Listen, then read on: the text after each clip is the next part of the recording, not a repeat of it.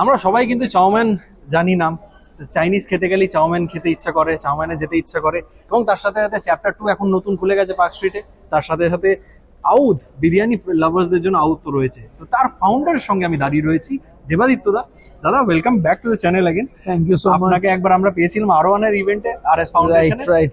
আবার আজকে RS foundation একটা স্টার্টআপ এন্টারপ্রেনার্সদের জন্য যেটা করছে পশ্চিমবঙ্গে, এটার বিষয়ে কি বলতে চান?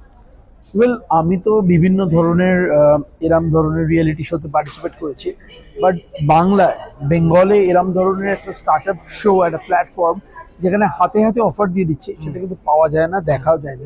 মানে যারা যারা এসছে, মানে আমরা যখন ব্যবসা শুরু করেছি, এরম যদি কোনো প্ল্যাটফর্ম থাকতো, কিছু টাকা পাওয়া যেত, তাহলে আমাদের জীবনটা অন্যরকমই হয়ে যেত। Exactly. এনিওয়ে, এই সুযোগটা ওরা পাচ্ছে।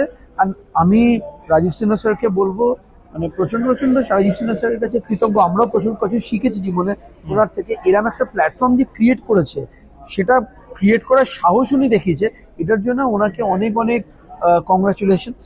অ্যান্ড এই শোটা প্রথম সিজন হচ্ছে, আই এম শিওর সিজনের পর সিজন হবে, অ্যান্ড প্রচুর নতুন এন্টারপ্রেনিয়ার্স এগিয়ে আসবে।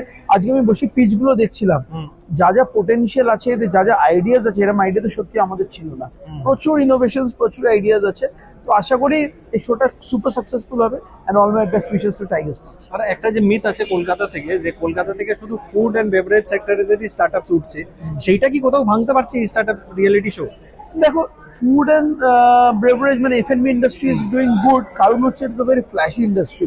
লোকে বুঝতে পারছে, জানতে পারছে এটা ক্যাফে খুলছে, রেস্টুরেন্ট খুলছে।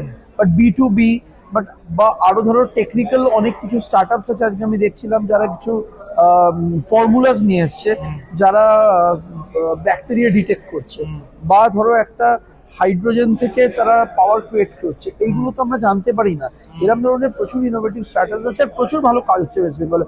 আই এম থ্যাঙ্কফুল যে এরকম ধরনের স্টার্টআপ এন্ড রাইট মোমেন্ট হয়েছে। আশা করি আমরা তো নেক্সট 5 বছর একদম পশ্চিমবঙ্গের দিকে তাকিয়ে আছি, দেখি আর কি হয়। ওয়ান্ডারফুল।